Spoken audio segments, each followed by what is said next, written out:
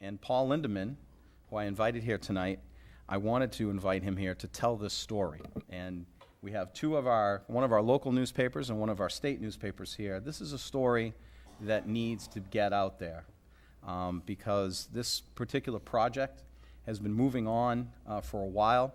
There have been grants issued to do part of the restoration. There's a lot more money that needs to be raised, close to $1 million, and to really bring this Derry landmark back to its condition to last for another 300 years.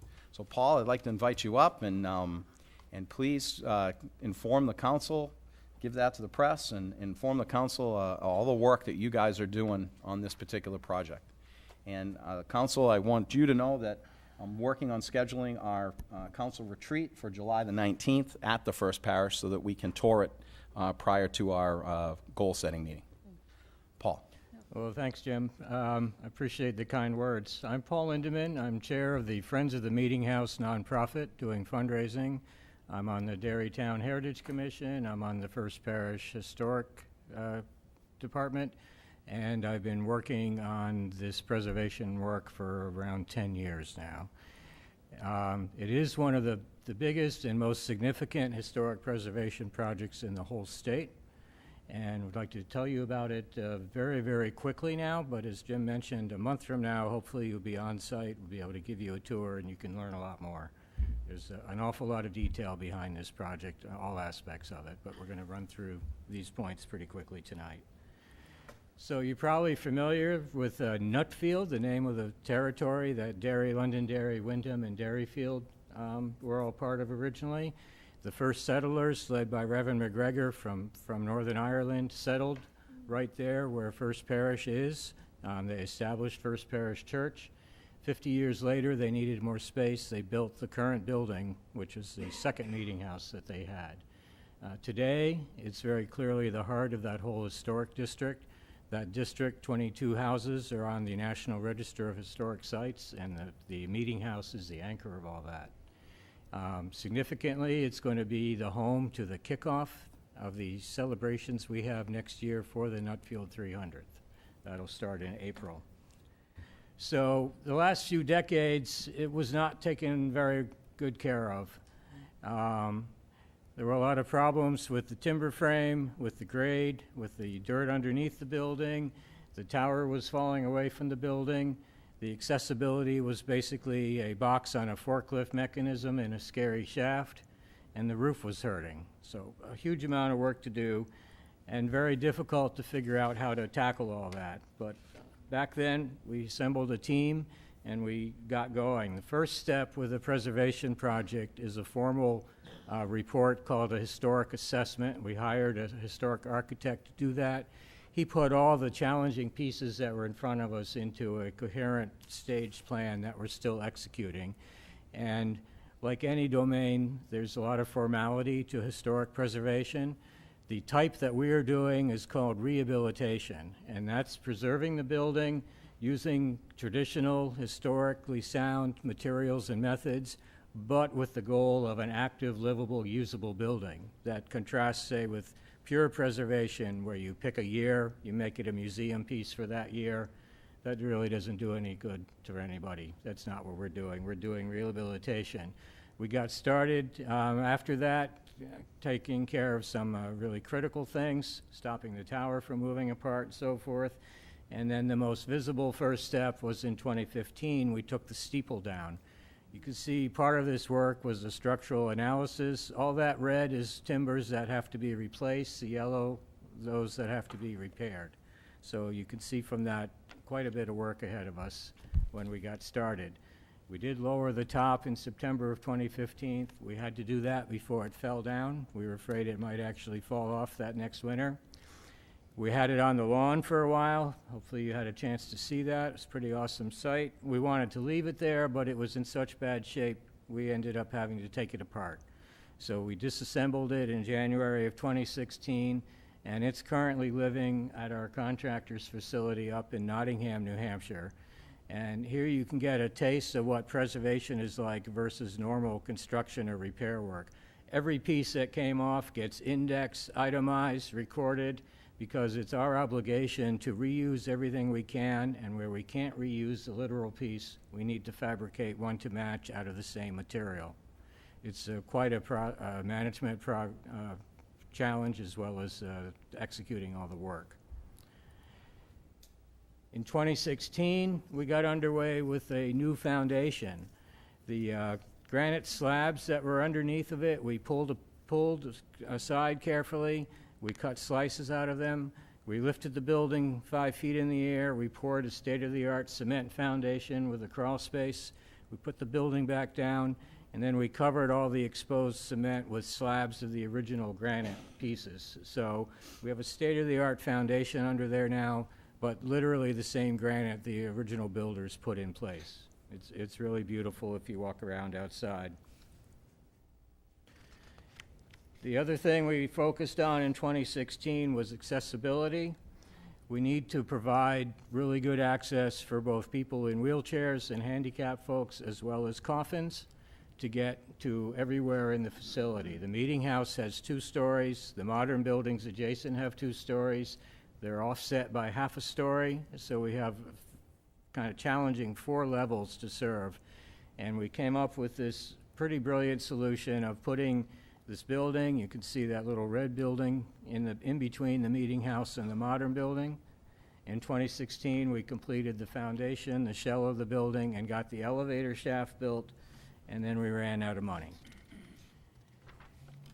The elevator that'll be in there is like a hospital elevator, very large, as I said, for coffins, doors on both sides. I don't think the nurse will come with it, but it's something like that one there. So the next phase of progress began actually late last summer, and it's just literally wrapped up this week. And that's to rehabilitate the base of the tower, the part that's still there. That was in horrible shape. 2 of the corner posts in that tower, which are 60 feet tall, 12 by 12s, were almost totally rotted. They were the 2 adjacent to the building. There was a huge amount of damage between the tower and the building proper. So in November, we replaced them with 2 new posts. You can imagine the scale of planning and the type of work involved in getting this done. It went super smoothly. We have the best contractors in New England for this work. After that, we continued to do repairs to the timber frame. Here's an example of the complex joinery that has to be done. We are obligated to preserve as much of the original timber as possible, so we don't just cut off slices and slap timbers in with iron plates to hold them together. We do this careful joinery, which is pretty amazing work. These are massive pieces of wood, and the tolerances on the joints are 1/16 of an inch. So that took weeks to produce these pieces and get them in place. Just a taste of the kind of work that we've done. What's remaining? On the tower, we have to finish restoring that steeple and then bring it back. Everyone would like it to come back. We hope to do the rehab of the steeple work this summer, and if that's successful, we should be able to bring the steeple back before winter sets in, sometime late fall. We have to complete that accessibility connector. We have the shell and the shaft, but it's just a bare building. We need to get the elevator back on track in ordering it. 6-month lead time in ordering something like the elevator, $70,000 more to spend on that. Then we need to finish the entire building. For all the interiors, we're working on 2 pathways. We need to try to figure out how to do the minimal amount of work and expense to begin using the sanctuary again. It's been over 2 years since we've used the sanctuary because of all this work. We'd like to get back in there. We'd love to get back in there in time for April 2019 for that 300th kickoff. However, there's lead paint in the ceiling that's been falling down 2 years. There's asbestos flooring. There's a number of outright safety hazards besides doing cleanup and repairs and things. Plus, we need accessibility. We can't have the building in use without people being able to get to it. In parallel, we're planning the full rehab, which is a comprehensive work on the entire building. We originally, going back many years ago, had hoped to have all that done by April 2019 for the 300th. We haven't met that goal. we're going to do the best we can in making it usable. We'll at least be part of the activities that weekend in terms of a tour and so forth. Then the roof also needs work. The roof originally was wooden shakes. They put slate on in 1884. Fortunately, the structure's over-engineered. It hasn't done too badly, but it needs a lot of attention. It's not leaking though, so we'll be putting that off a little bit till we get more money. To give you a sense of this kind of work, when we were examining the steeple, it looked okay. It's a beautiful trim work and so forth you could see from the ground. But when we took it apart, we saw a lot of that trim was really paint with mush inside, and the main structural elements were hollowed out inside from rot. It was just terrible. And it was terrible to the tune of an extra $90,000 on top of all our other estimates for that just to repair the steeple. So how do we pay for all this? The total cost is going to be about $2.5 million. We've already raised and spent over $1 million. It's up to about 1.2 now. And that came from mostly from church sources. We had donations that built up through many years dedicated to preservation. And then we also did an internal capital campaign where 120 giving units in the congregation raised $800,000 in 4-year pledges, which is pretty amazing. 100,000 of that went to a new heating plant and other modern things. The rest of it went for the preservation work, excuse me. We also got a line of credit from Enterprise Bank to hold us over while the pledges came in through those 4 years. We've been pretty successful with grants. We've won 3 of the state of New Hampshire LCHIP grants, which are really the only large preservation grants available to us these days. I think there's only one other project, Star Island, that has won so many LCHIP grants, so we're pretty proud of that. We also recently won a grant from the Methuen Festival of Trees organization down in Massachusetts. So the preservation community within the state is fully aware of the work we're doing and very, very supportive of it, as you can see by the money that they've helped us provide through these grants. The Phase 2 community campaign, the fundraising we're doing now, we're looking to raise another $1 million for the projects and then not stop there. We want to continue after the work is done, raise another $500,000 for long-term stewardship so that the building never gets in the bad state that it had been left to us in. So as we started the fundraising, we quickly found we needed to create a separate nonprofit to help drive that. And we have done so. It's a 501c3, Friends of the Meetinghouse, leading the community fundraising. The church manages the projects. However, we need to make clear none of the money raised for preservation, either by the Friends or the church, goes to the church religious organization or operating budget. It's all strictly for preservation work. The church just happens to be the organization that has taken on the stewardship of this historic building, really for the sake of the whole community. So why are we bothering doing all this? Well, our goal is to save the historic landmark for at least another century. And there's a lot of good reasons for doing that. It sort of embodies part of the character and spirit that we wish to still project for Derry. It's a good driver of economic development. There's many studies that show that historic development increases property values all around it. There's also historic tourism. And for example, the idea of it being part of our image as Derry, the church is pictured in the town seal. There's a big photo of it downstairs. There's photos of it in many office lobbies. It's really part of the character that we want to hang on to. And I can present the negative argument. Imagine that it wasn't there anymore. If you were driving by up there and it was gone. And in fact, many years ago, when it needed work, there was a movement within First Parish Church, a small movement, to replace it with just a cheap steel building that would work okay for religious services, but wouldn't be this sort of thing. But the church, we moved past that feeling and adopted the challenge of doing this preservation project.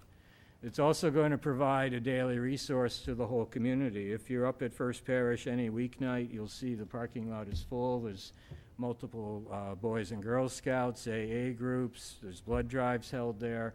Most of that, though, has been in the modern buildings. I'll explain some of the reasons for that, but when we're done with this, there's going to be much more usable space for the whole community in the historic building. Part of that will be a new performance center. The sanctuary is really perfect for concerts, talks, and so forth. There's been a few of those done in the past, but there are some reasons why the building never reached the potential it has as a community service. Here, for example, that's a church supper from 1972. Sort of captures the feeling we want to get back in that building. One of the reasons that now there's new potential is the new heating system. There used to be an oil-fired furnace in there.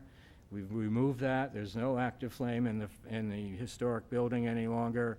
And now we have a high-efficiency new furnace in the modern building that feeds hot water pipes to heat exchangers and air handlers in the crawl space underneath. And the heat now is incredible. It used to take like 2 hours to heat up the sanctuary so it was tolerable in the winter. Now it takes 20 minutes. And so it becomes feasible for us to heat that whole facility. So even the rooms on the lower level, meeting rooms, can now be part of the general community use, whereas before they were not really feasible to be used like that. I mentioned a little bit the accessibility. We're going to have tremendous access for everybody to the entire facility, including both floors of the Meetinghouse, and much better spaces in the Meetinghouse. Here's a shot after we removed asbestos flooring and about 5 layers of flooring before we lifted the building. These are actually the 1769 floorboards exposed, which are beautiful. You'll see them when you come for the tour. We've done work to develop a space plan for how we can make use of that lower level space. It will continue to have McGregor Hall, a large, medium-sized function room with a small kitchen serving it. There will be a high-end conference room we're calling the meeting room, which will be tricked out with AV gear and provide a place for funeral families, for wedding parties to gather, as well as for good meetings. We've already had financial consulting firms talking to us about reserving that for the kind of workshops they like to hold that, Garish Center really isn't suitable for that kind of work. This will be. We'll have a history museum that formalizes the many artifacts and displays that we have, as well as a music program center. So it'll give you a taste of the kind of space that will be available in part of the community use scheduling once we get going. Here's a shot of the sanctuary. As I mentioned, we want to make this really work well for public events. There's not really a medium-sized venue around now. Tupelo has become larger. There's the Stockbridge, which holds about the same as the sanctuary, but is kind of a different place. The acoustics in here, as well as the atmosphere, are wonderful. The last event we held in the sanctuary, in fact, was a concert by the Songweavers from Concord. Give you an idea of a huge musical group. There's about 100 of them in there. So that's a very quick run-through of what the Meetinghouse is, what we've done and what we have to do to it, how much it's costing, a little bit on how we're trying to raise the money for that. On that last point, we can use more volunteers. We can use more donations and business sponsors. We have quite a ways to go. But most of the projects like this fizzle out before they get anything at all done. And when we started back in 2010, we had even more challenges than we're facing today. And we've made really incredible progress. And so I'm confident that we'll continue to making that progress. But more support from the community will certainly help us achieve that. There's a ton of information on this. It's one of the most well-documented projects around. I have this site, nutfieldhistory.org, and Facebook page for that, where there's a ton of photos and videos and updates. The Friends of the Meetinghouse has a fundraising site. So there's plenty of ways to find out more about everything. Thank you, Paul. Okay? So a little history for the council. In 1973, the selectmen of Derry at the time voted to give the Meetinghouse to the First Parish Church. And the way that the deed is written, that if the church ceases to exist for a period of 2 years, 3 years or 2? 3 years. 3. For a period of 3 years that the Meetinghouse is deeded back to the town of Derry. So this was our jail, it was our post office, it was our town hall, it was our meeting house for a couple of centuries before we moved downtown to where CVS is, right, Brian? It was the original town hall where CVS is? Yep. Yeah. So definitely something that the press should write a story about. I'm sure that there is a philanthropist in New Hampshire that would love to see a 300-year-old building restored. That would be wonderful. Come down and write Paul a check. Yeah. And does the council have any questions? Brian? Quick statement. About a year ago, as a state rep, I put a bill in. We were talking about L-chip, and I put a bill in to get 30 cents on every dollar of L-chip money that originated from the town. My thought is because the southern tier of the town generated most of the L-chip dollars, that getting 30 cents on every dollar would benefit the towns for preservation, for history pieces just like this. Unfortunately, it fell on deaf ears. Maybe it's something we can bring up again. But on L-chip, can you apply for that each and every year, and is there a limit? There's no limit. I've done 5 applications, and the last 3 were successful. This year, we didn't have a project ready to submit, but we probably will submit part of the interior preservation work for next year. And in fact, the word is out, the deadline for applications is this Friday, and they've had more submissions than they've ever experienced in the past. It's incredibly competitive.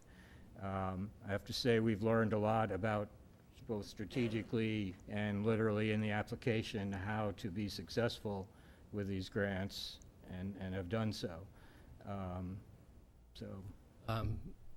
I think it probably going forward, I think that in September we can put in legislation, so I'd probably would try again, see what we can get.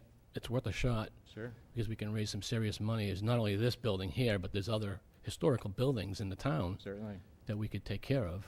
So, just a thought. Be great. Councilor Tripp? Well, it's apparent that the meeting house is kind of like the town's conservation areas. There's a well-kept secret, you know.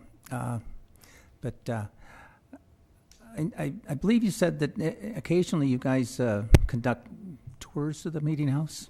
Is that true? Well, its interior is still a construction site, but we give tours to select people, and we have a tour scheduled for all of you councilors a month from tonight, before your off-site meeting. Well, hopefully sometime in the future, when all this is done, you can make a tour, a common event for the children in the schools here, so that they can get a little appreciation for where the town has come from. We definitely will do that. We have done that in years past, before we started tearing it all apart, and we'll do that again in the future. I imagine the boys and some of the girls might be interested in seeing how it's all tore apart, you know, because they like to see how things come apart and go together. I know that's one of the things that the library does, is they have take things apart nights where the kids come in and they just disassemble things, and then we throw everything away. Now, I know that's not what's going to happen in the meeting house, but like I said, seeing what it looks like underneath is something that a lot of kids should be interested in. So It's a little on the unsafe side right now for such a tour, but we will try to move towards that. Well, you know what the 3 words that we always tell the kids up at the State House when they come through? Don't touch anything. Well, they would have to not breathe, too, because we have lead dust in the sanctuary and other factors. All right. Well, thank you much. That's a good idea, yeah. Councilor Borden? Thank you so much for the presentation. I live near there. I had absolutely no idea. And I can't believe how it was 2015. It seems like yesterday. I can't believe how much time has gone by. A couple of questions. You had brought up, you said there was about 20 or so properties of historic landmarks. Is there a way, or do we currently have a system, like I know in Massachusetts and other places, they mark these properties so they stand out amongst others? Does this building and those other properties have that?